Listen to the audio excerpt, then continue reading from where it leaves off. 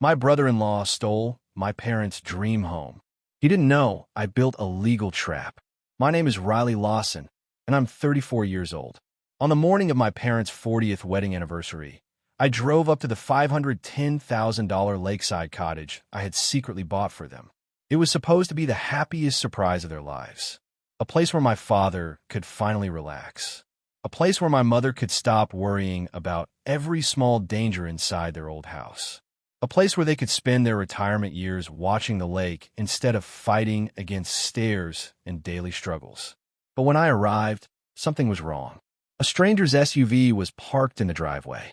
There was a lockbox attached to the front door. A wooden sign stood near the mailbox with someone else's name written on it. And the home I had spent months preparing as a gift for my parents had already been turned into someone else's business. My brother-in-law had taken my parents' dream and turned it into a rental property. The worst part? He thought he had gotten away with it. He had no idea that everything he did had already been recorded. And he had no idea that the documents inside my briefcase were about to change everything. My name is Riley Lawson. I'm the type of person most people underestimate. I don't drive expensive cars. I don't wear designer clothes. I don't walk into rooms trying to prove that I'm successful. I work as a contract manager for a medical device company in Grand Rapids, Michigan. My job is simple. I read the documents everyone else ignores. I find the hidden problems. I notice the details people miss. Some people call it boring. I call it being prepared. Growing up, my father taught me something that stayed with me forever. Before trusting anything, measure it. He was a shop teacher for 31 years, and he believed every problem had a solution if you looked carefully enough. That mindset shaped my entire life. Unfortunately, in my own family, being the responsible one often meant being ignored.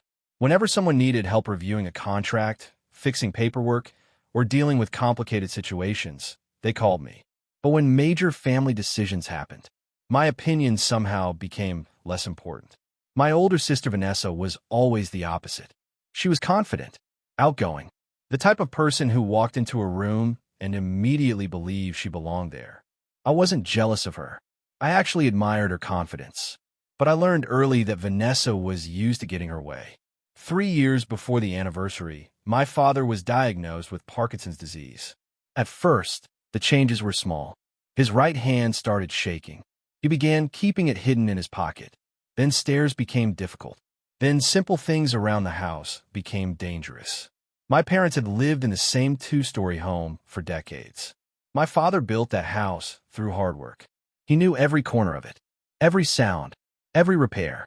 But slowly, the house that had once represented their success became something they had to fight against. My mother started sleeping lightly because she was always listening, waiting to hear if my father had fallen. She kept a phone nearby. She installed extra lights. She tried to act strong, but I could see how scared she was. Watching my father struggle inside the house, he loved changed something in me. I realized something. The problem wasn't my father. The problem was the environment around him. So I made a decision. I was going to replace the house. For years, my parents had talked about one dream. A small place near a lake.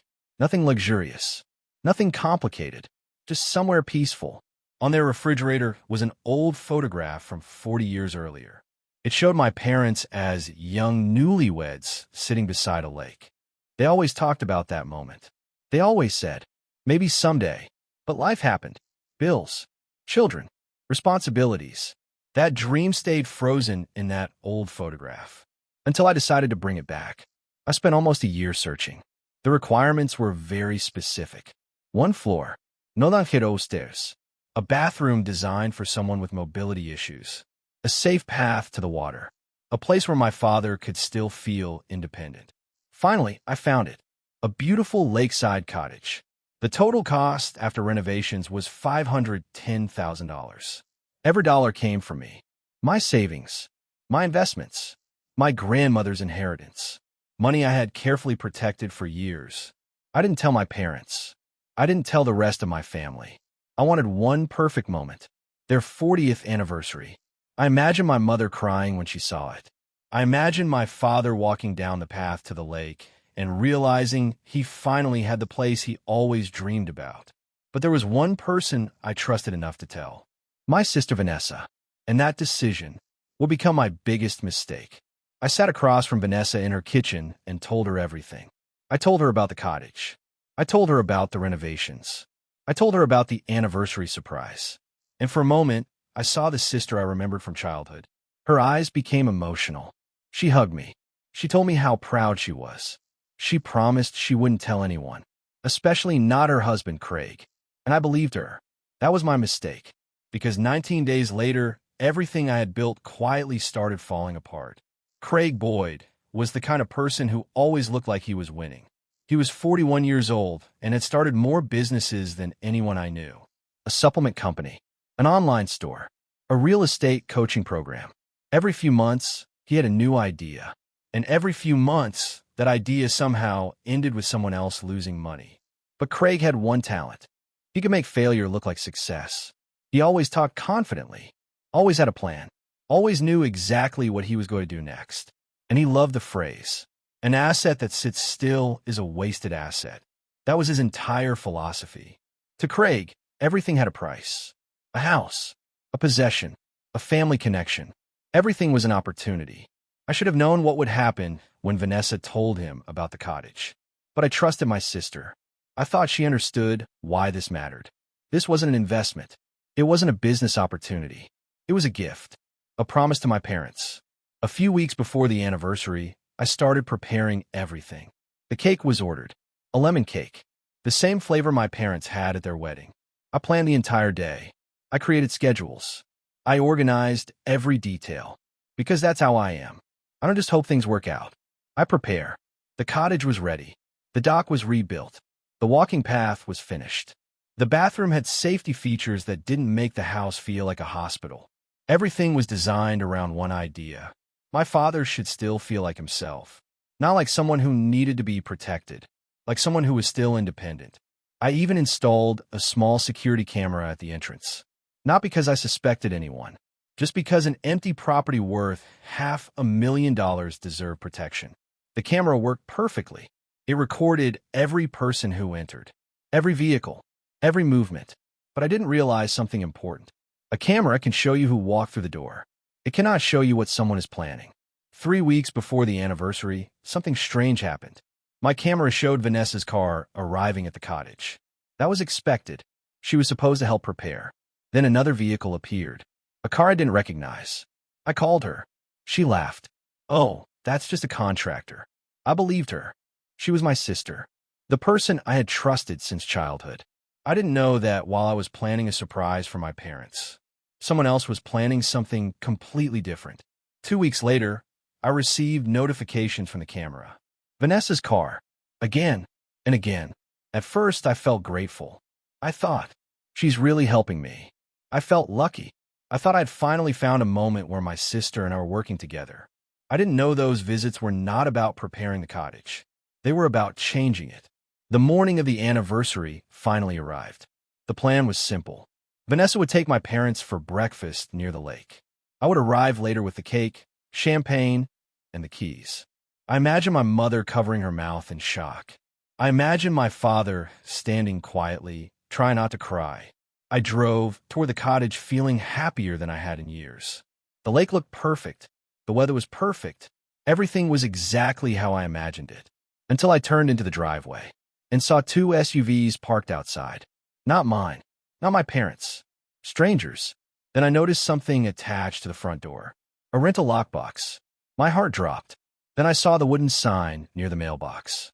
It said, Boyd Lake House Retreat. For a few seconds, my brain refused to understand what I was seeing. I thought maybe I had the wrong address. Maybe I had turned into the wrong driveway. Then I saw my mother, standing there, shaking.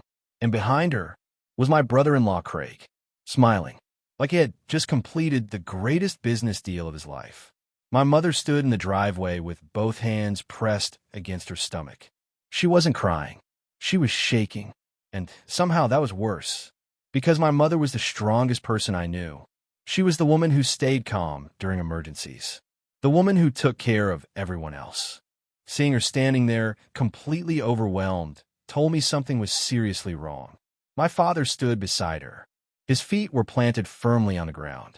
His shoulders were straight. I recognized that posture immediately. It was the same posture he used whenever his Parkinson's symptoms became difficult, but he refused to let anyone see him struggle. He wasn't looking at the house. He was looking across the lake, like he was trying to hold himself together. Then the front door opened. My front door. The door I had chosen specifically because the handle was easier for my father to use. And out walked a family I had never seen before. A couple. 3 children. They were carrying coolers and bags. They looked completely comfortable, like they belonged there. The man noticed us standing in the driveway and smiled. "Beautiful place," he said. Then he looked toward Craig. "Your friend Craig was right. This place is amazing." I felt something inside me go completely cold, because that sentence answered every question. Craig wasn't caught. He wasn't confused. He wasn't trying to explain a misunderstanding. He was hosting. The family loaded their things into their vehicle and drove away. The driveway became silent. For people stood there. Me, my parents, and the man who had turned my gift into a business. Craig stepped outside with a smile. Not a nervous smile. Not a guilty smile. A confident smile. The smile of someone who believed he was about to receive praise. "Walt, Carol, happy anniversary," he said. "Come on inside. You're going to love what we've done." What we've done. Those words stayed in my head. Because he didn't say, "I made a mistake." He didn't say, "I'm sorry." He said, "We," as if he had built it, as if it belonged to him. Inside the cottage, I barely recognized the place. The furniture I carefully selected had been rearranged. There were decorative pillows, a welcome binder on the coffee table, a basket of coffee supplies, a printed guide for guests. My parents' future home had become a rental property, a business, a product. Craig walked around proudly, explaining everything. He told us he had listed the cottage online. He told us bookings were already coming in. He told us he had earned thousands of dollars. Then he reached into his pocket and pulled out a check. He handed it to my mother. "First payout," he said proudly. $2,100. My mother stared at the check. She didn't look impressed. She looked confused, because she still didn't understand the most important question. The question she had been trying to ask since I arrived. "Whose house is this?" Her voice cracked. Craig smiled, like he was explaining something obvious. "It belongs to the family now." Family. That word almost made me laugh, because Craig was using family as a reason to justify taking something he had no right to touch. Behind him, Vanessa stood near the fireplace. The same fireplace I had chosen because my father loved sitting beside one during winter, and she was smiling, proudly, like she had helped create something wonderful. I placed my briefcase on the table. The sound of the locks hitting the wood was louder than it should have been. Everyone looked at me. Craig smiled. "What's that?" I ignored the question. Instead, I asked my own. "Craig, who signed the rental agreements?" He looked slightly confused, then recovered. "I did. Boyd Property Group manages everything." "And who gave you permission?" That changed his expression. Only slightly. But I noticed, because I pay attention to details. He gave me the same look people give when they think someone is asking a stupid question. "Riley," he said calmly, "a family asset sitting empty is a waste." There it was. The excuse. The justification. The belief that because something existed, he had the right to use it. Vanessa crossed her arms. Then she said the sentence I would never forget. "Honestly, Riley, you're the one being secretive. You bought an entire house and hid it from everyone." I looked at her, my own sister, the person I trusted, and suddenly I understood. They weren't sorry. They weren't embarrassed. They believed they were right. For my entire life, I had been the person everyone came to when they needed help. The responsible one, the reliable one, the person who fixed problems quietly. But they had mistaken my patience for weakness. That was their mistake. Because before I ever gave my parents the keys, I'd already built something they didn't know about. A legal fence. And now, it was time for them to discover it. I didn't raise my voice. I didn't accuse anyone. I didn't throw the papers on the table and demand an apology. Because that's not how I operate. I've spent my entire career reading contracts, finding weaknesses, and understanding exactly where people make mistakes. And the biggest mistake people make when they think they have one is they start explaining. Craig had already explained everything. Every word he said was proof. Every confident smile. Every excuse. Every claim that he was helping the family. He had unknowingly built the entire case against himself. I looked at him and asked one final question. Craig, before you started renting this property, did you check who legally owns it? He laughed, not loudly, just enough to show he thought the question was ridiculous. Riley, come on. We're family. That answer told me everything. He didn't check, because he assumed. He assumed because he believed family meant access. He believed my parents' kindness meant permission. He believed my silence meant agreement. And that was exactly why I had prepared. I opened my briefcase. Inside were 3 folders. The first one contained the trust documents. The second contained the ownership records. The third contained every piece of evidence collected from the security camera. I placed the first folder on the table. This cottage does not belong to you. The room became quiet. Craig looked confused, then annoyed. What are you talking about? I opened the folder. The property was transferred into the Lakeside 40 Trust before anyone knew about it. Vanessa's smile disappeared. My mother looked at me. My father slowly turned around. I continued. My parents are the lifetime beneficiaries. They have the legal right to live here for as long as they want. Craig grabbed the papers. He started reading. At first, he looked confident. Then his expression changed. Because somewhere between the first page and the last page, he realized something. He had not rented a family home. He had rented a property he had no authority to rent. The trust agreement was simple. The cottage could not be sold. It could not be mortgaged. It could not be rented. It could not be used commercially. Not without written approval from the independent trustee. And Craig had none. Not even close. His entire business plan was built on something that never belonged to him. For months, he had collected money from strangers. He had advertised a property he did not control. He had created a rental business using someone else's asset.